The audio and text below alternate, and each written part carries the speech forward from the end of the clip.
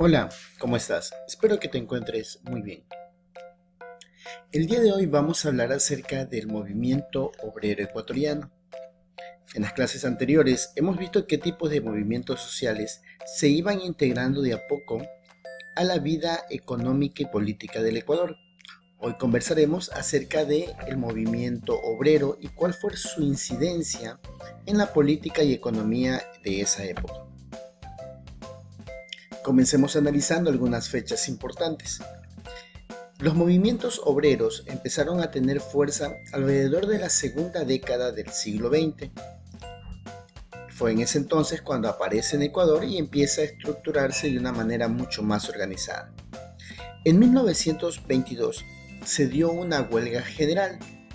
Este hecho es de mucha importancia a nivel de la historia del Ecuador, que inclusive sirvió como inspiración para la obra literaria Las cruces sobre el agua, la cual habla de la matanza que se dio en esa época debido a la huelga general de los obreros, quienes exigían mejores tratos y mejores condiciones laborales.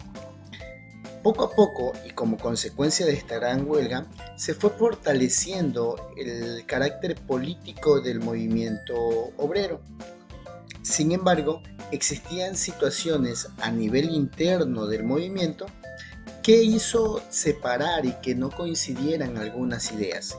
Es decir, dentro del mismo movimiento obrero habían diferencias de ideologías políticas y por ende no se manejaba un mismo fin, un mismo objetivo.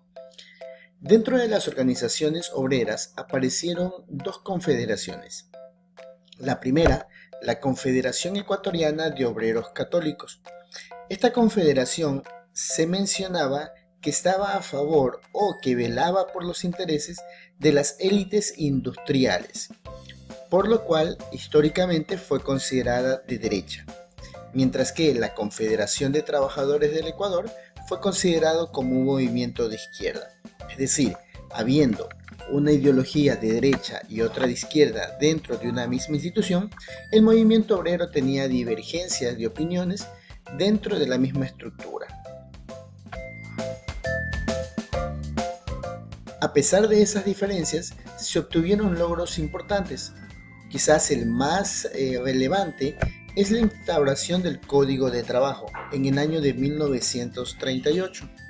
Este Código de Trabajo ya daba garantías laborales a los obreros, dándole muchos derechos que en ocasiones anteriores simplemente no se tomaban en cuenta. De manera adicional, la influencia de la clase obrera y popular ya tenía peso en la cuestión de elecciones políticas, de tal forma que se llegó a pensar que quien obtenía el favor de la clase obrera era quien llegaba a la presidencia. Esto fue fácilmente comprobado con los gobiernos que tuvo José María Velasco Ibarra, quien, aliándose de manera inteligente con la clase obrera, logró estar en varias ocasiones al frente de la presidencia del Ecuador.